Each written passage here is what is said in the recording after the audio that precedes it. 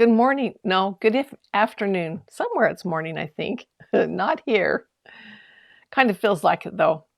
This day has gone by so fast. I can't believe it. I've been work. And I'm going to wait for you to pop up over here. Hang on a second. Is anyone here but me? Not yet. Come on. Come on, girl. There she is. She is there. Hey, it's Thursday. It is Thursday. We have Patty and Dee and Patricia. Hi. And Lynn, good evening. It's probably a little more evening at your house than it is at my house. Mine is just 5 o'clock because that's what it is.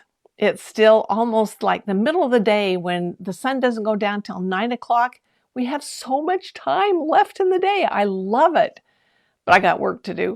I've just kind of been buzzing all day long. I first started out this morning with mowing grass and weed eating, and then you have to blow the driveway off. So that was this morning. Hi, Shelley and Norma. 7 p.m. where Shelley is. Whoa. Hi, ladies. Alice, that's what she says. Lynn says it's 5 o'clock somewhere, and Barbara has joined us, and Valerie said it's midnight there. Valerie, three of my boys are in London tonight. They flew in this morning. They left here late last night. And they're in London for 2 days. And one of my boys is going to stay on a few more days. They have to be over there to work. And another one is going to do a little side trip to somewhere else while he's there. And the third one is going to fly home because he was just there a few months ago. I love London. Yes, Mavis, you can hear me. I remembered today. I got all my buttons pushed. And it is a good day. Today has been beautiful. It hasn't been too hot, too cold. It's just really been nice. But I've been inside a lot because I've been doing classes and doing things that I needed to do in here. And now I'm with you. So it is a great day. And Pat is in California at 4 o'clock. That is really in the middle of the day, isn't it? Well, how was your 4th of July, Independence Day? I thought it was wonderful. We had a big cookout with my son and his family and my other children down in Salt Lake on Monday. And it was a crazy day because we told them we'd bring Dutch oven potatoes. Well, you have to peel them and get them all ready there. If you haven't had Dutch oven potatoes, I tell you, they're to die for. They are so good. So my husband's the Dutch oven cooker, and we had to build a fire down at Rhett's house in their fire pit in order to cook the Dutch ovens. Well, as we watched the storm clouds come over, and they were coming over pretty fast, and I was watching my weather thing on my phone, and it says that in 23 minutes, you'll have 27 minutes of a downpour. Well, it was almost like clockwork. And Larry did not have the potatoes done. And he was down at the fire pit, down in their little area. And even though there were some trees there, it wasn't helping. The trees in the wind were almost bent over sideways, and the wind was horrible. It was blowing everywhere, and the rain was coming down. It was really awful. In fact, when we opened the sliding door to run out and grab the cheese or whatever was still out there to bring it in, because it was really wet, so much water came in the house that the floor was drenched. It was a downpour. It was crazy. The potatoes weren't done. So he gave up, brought the potatoes in, and put them on top of the stove. Normally you do that over a fire or over a grill or some outdoor flame. You don't want to really do it in the house. I mean, it was a 14-inch Dutch oven. Anyway, they were still so good. I loved them. Oh, Alice said she's adding new designs to her flower shop because she designs fabric. And Kate is in Charlotte, North Carolina. And Roseanne, I'm not sure where you are. Peggy is here. Lynn, you know Gail, Orlando? Well, that was cool if you got to spend the day together. I didn't know you knew each other. I mean, we know each other here, but I didn't know you hung out. That's cool. Norma says it's noisy. Was your 4th of July noisy? And Valerie is about 30 miles from London. I think one of my boys they're gonna split up once the shoot is done. They're going to go different ways. And I think Burke is gonna go to Stonehenge because he's never seen it. I mean, that's my highlight. Highlight of my trip was that. And Pat is in the Adirondacks. Ah, Lynn said she went to school with Gail's husband. That is really cool. Isn't it fun to see who you know and who you don't know and how small the world is? I would love it if we could all just hang out, but I guess we're hanging out today, right? Oh, my nose always itches when I start to talk. So our 4th of July was like that, our 3rd of July. And on the 4th of July, one of my sons here, Zach, and his family came over and we did fireworks in our driveway because we have more space right here and than he does at his house. He's only a mile away. And we just sat there on our lawn chairs in our driveway, and there were so many fireworks going off all around us. It was pop, pop, pop, pop, pop. And I felt sorry for those puppies because I know that it's not a fun thing. Even my chickens cower and hide inside. They don't like loud noises. It's almost unfair, isn't it? Because I know in Salt Lake and several of the shows down there, they did drone shows. And if you ever seen a drone show? If you haven't, then Google it because it is amazing. They have like 100 drones and they're all synchronized and they're doing these wonderful things that fireworks can't do. And it's really, really fun to watch. And they have music playing. It's really amazing. So Norma says, my dog was terrified. I held her all day until they stopped the noisy stuff at 2 a.m. They shouldn't be doing it that long. That's way too late. I'm sorry, Norma. I really do feel sorry for them. And I feel sorry for the people who have been in combat. We have a neighbor who served, and he has a sign in front of his house saying, please don't do the fireworks if you can avoid it. So, yeah, I don't blame him because, you just sit there. And as we were listening to the ones that were going off Tuesday night, there were a lot of them. I mean, Carla, if you're still here, there were some down your street. And there was some on the other street over there. They were just kind of all over the place. If that had been me, and I had been in combat before, in fact, I sat there Tuesday night and I thought, is this what it sounds like when you're under fire? Because it was crazy, loud, noisy, going off everywhere. Everybody must have bought fireworks. I didn't buy any. Haven't done in a couple of years. Oh, Norma says they don't live in the city, so there's no regulations. They can just do it anytime or as long as they want. Here, they can do it. They can buy them 3 days before, I think 3 days before, and then they can put them off on the 4th and then the 5th. I'm not really sure exactly how it works. And then we also have another holiday on the 24th of July, and it is Pioneer Day. It's when the pioneers entered our great state. And so we celebrate then. And, oh, Patricia said there's no fireworks for miles around them. Well, that is kind of exciting. No fireworks. That would be really great. Anyway, our Pioneer Day is coming up, and it's called the 24th of July. 4th of July, 24th of July. And they do fireworks then too. So they allow fireworks 3 days before, and you can buy them, and there's just all sorts of stuff going on again. So we get 2 of them. And then, of course, there is, what is it? It's New Year's Eve. They always do fireworks on New Year's Eve, but you never know. Janice said in Colorado, you can only shoot them off on the 4th of July. Well, We get two. We get two. And really the tradition, I think, I thought it was kind of toning down a little bit, but this year really there were fireworks everywhere. You could hear them all night long. But I think in past years we haven't had as many. This must have been a year for fireworks. Norman says, my husband returned from Vietnam a week before the 4th in 1968. It was rough for him because the big fireworks sound like bombs. I agree with you. And Pat says, Patricia, excuse me, only sparklers are illegal here. I don't even like sparklers. I don't even like them. I don't know. It's been crazy. Valerie says, we let off fireworks at midnight New Year's Eve and on the 5th of November, which is bonfire night. Isn't that great? Bonfire night. Do y'all like big bonfires?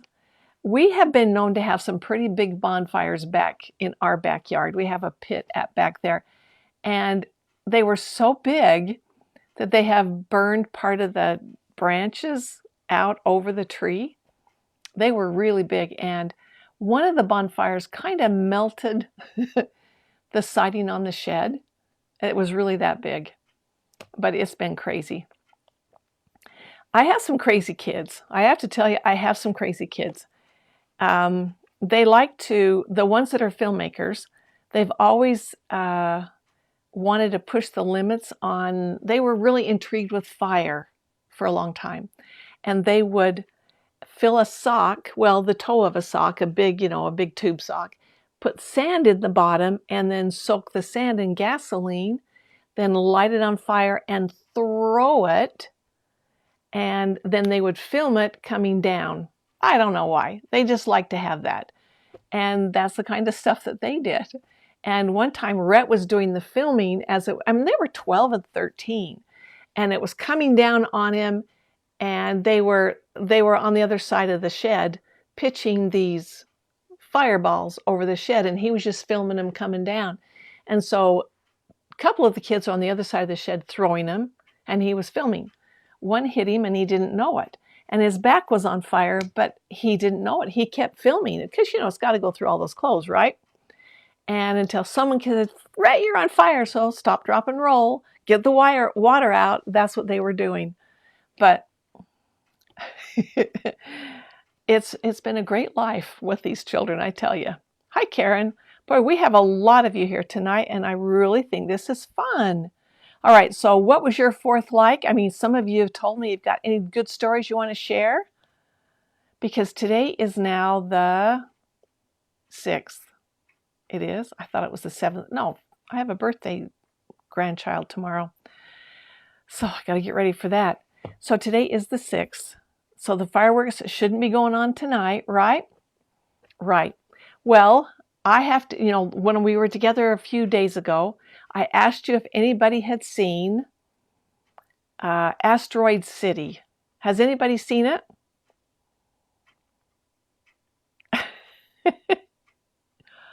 Oh, I'm going to read this, what Valerie said. We have a guy on the top of the bonfire.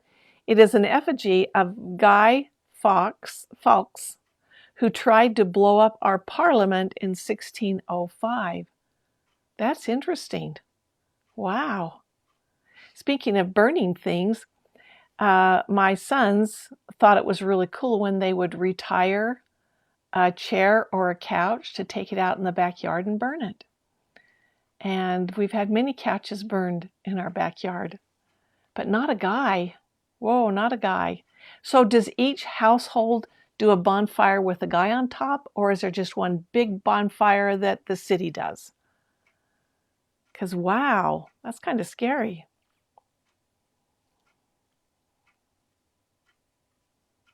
Well, I'm glad you're still with us, Valerie. I'm glad you are. Let me think. Was there anything else? Oh, I got some good dad jokes. I hope you're not getting sick of dad jokes because they're short, they're sweet, right? Right? I don't have any 4th of July dad jokes, but here you go. Where do you find a cow with no legs? Where do you find a cow with no legs? Lynn Kramer is what? Kramer is Cranmer. It's Cranmer, isn't it? It's not Kramer, Lynn. I knew some people named Cranmer. Well, where do you find a cow with no legs? Right where you left it. Ta-da! Okay, give me a smiley face, okay? Please, no frowny faces. All right, here's another one. What do you call a parade of rabbits hopping backwards? A receding hairline. Ta-da! Norman, that's what they call ground beef. It's a cow with no legs is ground beef. All right, my last one. I got my daughter a fridge for her birthday. I can't wait to see her face light up when she opens it. Ta-da! All right, if you guys haven't got any better jokes, you better laugh at mine, okay? I think every day needs to start with something funny, something to make you smile, right? I like to smile. I like to laugh. I like a good joke, but I can never remember them. I'll tell you, I think I told you my theory a long time ago, and it was something I learned. It wasn't something I made up because I really love it, and I found that in my life it really makes a difference. First, you got to smile your way through life, right? But I have found and I think I mentioned this on Tuesday or Wednesday, that if you clean out one drawer, I mean really just one drawer, or organize one shelf, then you're going to feel better. Every time you walk by that, you think, I got something done today. Look at that shelf. And if you do that every day, then in 7 days, look what you've got done. In a month, 30 days, your whole house is clean, right? And isn't it nice that you can find things? But when I organized my sewing room here, I lost stuff. I'm thinking, I know I saw that while I was organizing. I can't find it. So my studio is not a mess, but I can't find anything. All right, let me go back to Valerie. She said, when I was a child, everyone had a bonfire. Nowadays, the bonfires and firework displays are organized normally by schools and groups. Well, that takes the pressure off so you don't have to do it. That's good. That is good. So we're going to... Lynn says, after all, you'll have to go to a neighbor's to do it. No, because I have plenty. I have plenty going on. I have one room here in my upstairs that was a bedroom, and it was the room that Rhett lived in when he was here. And Rhett, don't you just find your kids are also interesting? Everyone is different in their own little ways. But Rhett loved to draw and paint, and so he had drawn these huge dinosaurs and scenes on his walls. And as a mom, I didn't want to get rid of them. They're still there. And I love that room, but I've kind of put all of their studio things in that room because they had their film studio here at our house for a while. So I've just put everything in there. And sometimes I shut the door, but it's still full of their crap. So I do need to get them here and get it organized and give them their things, because no doubt they would like to have their things. I'm going to read what Valerie said. She says, Google Guy Fawkes tonight, bonfire night. Penny for the guy for the reasons behind this. I'm going to find out what's all about him. Okay, so we're back to cleaning the drawer. I've got plenty of drawers to clean out, and things are going to take me a lot longer than one day to do. And if you clean something and just make it small, if you don't have a lot of time, just do a little bit, even if it's just straightening the pencils in the cup holder, right? And then you have to do something creative or that makes you smile or makes you feel good inside. And now that might be something for somebody else. It might be something for you. But do something. And it might mean that you're going to learn something new, because we should learn something every day. I've learned some things today. I have been studying over here, and I have learned a lot of things. They're always coming out with new machines, right? New sewing machines, new techniques. And I really want to learn them. And so when I do projects, I try to incorporate one of these new things that I learned, because I thought, I want you guys to learn. I want you guys to teach me. But I love to learn something new every day. So I want to clean something. I want to do something creative. that makes me feel good and I want to learn something. That's what I want to do. How about you guys? Anybody else like to do those kinds of things? I just feel better by the end of the night if I've done something like that. I don't feel like my day was wasted. I want to make this day count. I want to make today count. And today has counted. It's been a good day. All right. So I'm doing something by request today, which I love it when you request things that you want to have a demo on, because then I know at least there's one of you that are going to get something out of it. And this is a good one. This is a really good one, I think. All right, we're going to talk on the serger. And we're going to do a flatlock stitch. Have any of you done a flatlock stitch? First, I'm going to show you what I do with a flatlock. Oh, Kim, I like how you think. Thank you, thank you. I just read somewhere where somebody had said that the greatest compliment was that somebody told them, I like how you think. And I thought, I do too. If you like how I think, that really makes me feel good, right? It does. All right. So Kim, you had a blast today. What did you do today? Scratch my nose again. Kim had a blast today. Okay, I'm going to be watching your comments because I'm going to watch for what you did for a blast today because I mowed grass. I mowed a lot of grass. Going to mow some more tomorrow. All right, I want to show you right here what I do with a flatlock stitch. So what I like to do is more of a decorative stitch right here. This is the back side of a flatlock. This is the front side. So you can get two different looks with a flatlock stitch. And the nice thing about a flatlock, you could either, we're going to do one here in just a minute, you fold your fabric and stitch it down and open your fabric, which is what I've done here, or you can connect two pieces of fabric with a flatlock stitch. Two different ways to do it. All right, and here is a flatlock wave right here, and that is a beautiful stitch. I'm not going to do a flatlock wave right now, but I am going to do the flatlock stitch. And in case you have forgotten, somebody was asking me about some of these serger classes. Can I do it with a 4-thread overlock? This was done with an 8-thread, but that's okay. If you have a 4-thread, you can supplement right in here with your sewing machine in a decorative stitch. You don't have to have an 8-thread serger to do the serger classes. Even this piping right here, you don't have to put the piping in. But if you want to, you can put the piping in with the 4-thread overlock or your sewing machine. The flatlock wave is definitely a serger stitch, but you could do a rolled hem right there. Like right here, these were connected right here with a rolled edge right there. And that's all they were. So you could do that on this one right here. Remember how you got an Instapot and a crock pot? Just different ways of doing things. You can make the same project, you're just going to do them differently. Okay, Kim said she went, now I'm not going to say that wrong, right? Is it mahjong? I don't know what that is. I think it's a game. And she went swimming, Zumba, and had a brisk walk this morning. Well, good for you, Kim. I'm going to Google mahjong. I think I've Googled it before.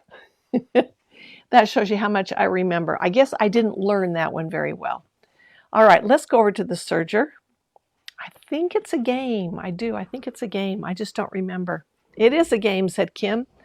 All right, so I've got my serger right here. I don't have it on my turning table, darn it, because I love that.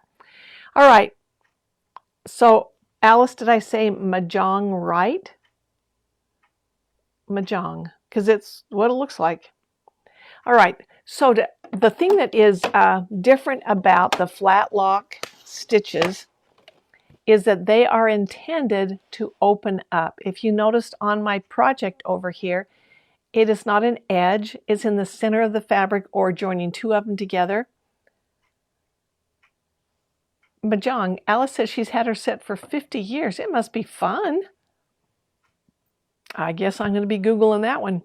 All right, you have to definitely have your quick reference threading guide. This one is so important because the threading path is different, and we're going to be doing a 2-thread flat lock wide right up here.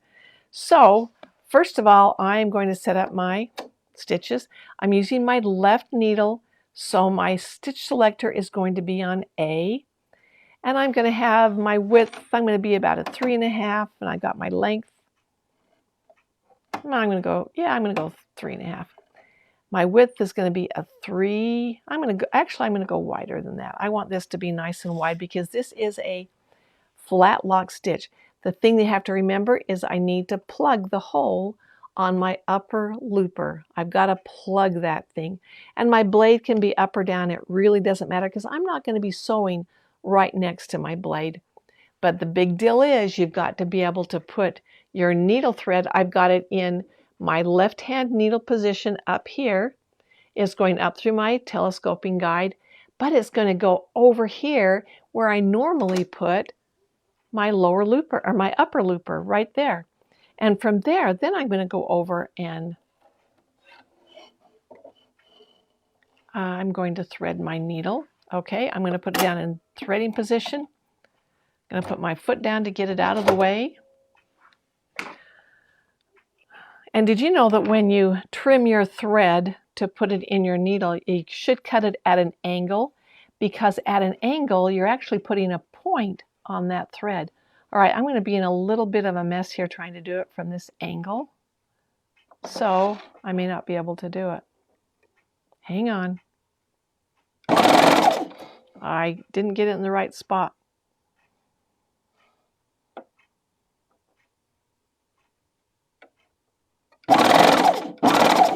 Okay, pulled it through.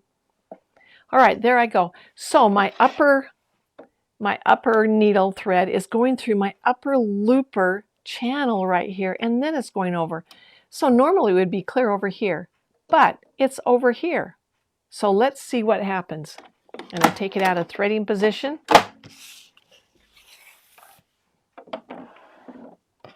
All right, let me darken this up a bit. So I'm going to fold my fabric over and I'm going to send it through, but I don't want it to be clear over to that blade yet.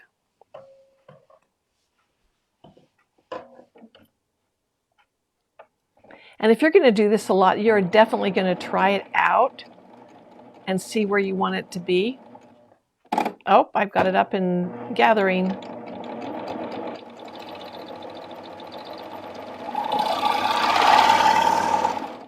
All right, you can see right there. You would consider that kind of an ugly stitch. Do you see all those threads hanging off the side? That, if you were doing a regular serger thread, you'd think, oh, that is ugly. But here's what you do with this. You take it over here and you open it up. That is the beauty of that stitch. It's a stitch you open up. And there's the back side of it. And here's the front side of it. I'm going to do one more in there because I have the space.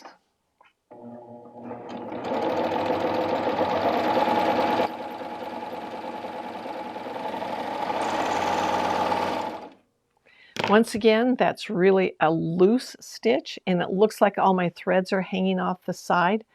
And it made me think, ooh, what's wrong with my machine? But look at this. I love to open them. It's just so satisfying. There you go. Have any of you used this flat lock stitch before? It's really a beautiful stitch. The one thing I would suggest when you use it is to use your lace applicator foot, because that has a little flange on it, and then you can guide where your thing goes through. Let me show you what happens if you don't, because it's really difficult to guide this fabric through the right spot. So I'm going to kind of move it around a little bit.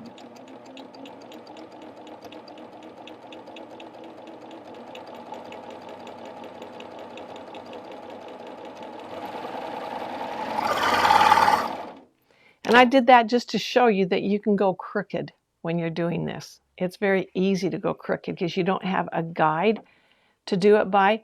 And if you go crooked, then you've got some stitches that are going to be narrower than others, or there's too much fabric bunched up in there, which is what I have right here.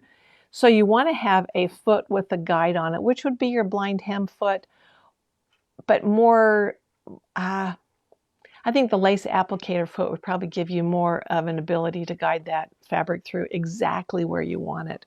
So this is what you're going to end up with. Oh, Kim said she loves a flatlock stitch. There I go. There's my flatlock stitches. And you can see that this one's a little wobbly. That's because I intended to go crooked. So you can see that you need to have a guide in there. But look how pretty that stitch is. And you can see the back of the ugly one really is ugly. But there you go. That is a great stitch. So that's my challenge. You find somewhere where you can use a flatlock stitch and use it and enjoy it and love it and be proud of it. Master it. Totally master it. Does anybody have any questions? Kim says she loves that flatlock stitch, and Pat says she hasn't used it yet. Well, if you've taken any of my serger classes, you're going to be doing a flatlock stitch because we do that in those classes, and I really like it. I think it is. If you do the Ready, Set, Serge, we got the flatlock on the notebook cover. It's there.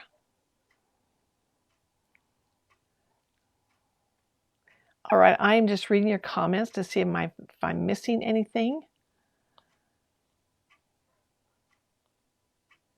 Cindy Farmer.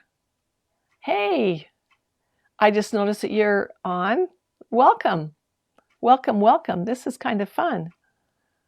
Cindy is a friend from a long time ago. A long time ago. Anyone else? We got Janice is with us. There are a lot of you here. I really appreciate it. And I have to give a big thank you out to all of you for buying my classes this last week at the 20% discount. It was so fun. I would go on, I'd click on the site every morning and think, whoa, whoa, bing, bing, bing, bing, bing. Thank you. Thank you. I hope you enjoy the classes. I hope you love them. I hope you make lots of them. And will you please post your pictures? I would love to see them. And the cool thing it is that you did purchase them over the weekend, but you don't have to watch them. Not yet. You did get an email, and in that email has the link to the file where the class is, where the outline is, where the pattern is, whatever it is you purchase, whether it be a machine owner classes, the foot classes. We sold a lot of feet classes, which I'm excited about because you spent all that money on those feet. You need to use them, right? You don't want to buy them and just have them sit in a drawer. You got to use them. So thank you. And if you have any trouble with them, let me know. And once you get that letter, you have 24 hours that you just need to download it or activate it. And the reason they do that, and it's the website, it just automatically does it, is because they want to prevent people from giving it away. So really it's just for your use, but you can download it right on your computer and you don't have to watch it. Not yet. And then when you get ready to make it, the pattern is there, the fabric requirements are there, the video is there, everything that you need is there, and you can watch it for 5 minutes. If that's all you got, you can come back to it and watch it further on. You can stop and sew that part and then come back. It all works. It's pretty cool. I like where the world is going right now. I think it's pretty cool for sure. All right. I want you to use new stitches. I don't want you just to do the same old thing all the time. Okay? It gets kind of boring, don't you think? That's why when I do projects like this one right here, you can see that I really like to use lace a lot right here. The ruffle. I do like to use the ruffle. And right here is where I have done my binding with that wide, oh, you can't quite see it. It is that wide blanket stitch. That's how I sewed my binding on. Got my flat lock, and I've got my rolled hem right here. So I try to put all sorts of different stitches in. And I've got the cover stitch back here, the triple cover stitch. I've got, boy, I'm not even coming up with words. I got my piping right here. I got my flat lock wave and more piping. And notice right here, my flat lock wave, I connected fabrics with it. I love to do that. And then up here, I've got my ruffle, and I have connected my ribbon down. I've sewn that down with a triple cover stitch. So I like to find different ways to do things so that maybe I can get you to do something different, right? Because we do the same old things. And if you have an embroidery machine and all you do is embroider on it, you've got to remember that you need to sew on it once in a while, or it doesn't get those juices rolling on the sewing part. That's what the texts tell me. So get in there and sew on your machine. Definitely. Are there any questions? Oh, I think I just lost part of it. I'm not sure I'm going to be able to see your questions. Yep. Where'd it go? No. All right. Okay, I'm going to sign off unless you got some questions for me. And I will see you, I think, on Monday. Isn't Monday the 10th? Project on the 10s, Monday at 10 o'clock. If it's not Monday, it might, I think it is Monday. I don't have my calendar in front of me. That's bad. All right, so we have our project on the 10s next week. So 10 o'clock in the morning, Mountain Time, and we will do a project. I'll give you the pattern and I'll demo the project. And the project should only take about 10 minutes. And that's about all. Everybody's got 10 minutes, don't you? Because we're going to clean out that drawer this week. We're going to do something fun and we're going to be happy, right? Definitely. And we're going to use those creative juices and keep rolling. All right, everybody. I will see you next week. Keep a sewing. Post your projects so I can see them. Please share and invite your friends. I want to see them too. Okay. Bye-bye, everybody.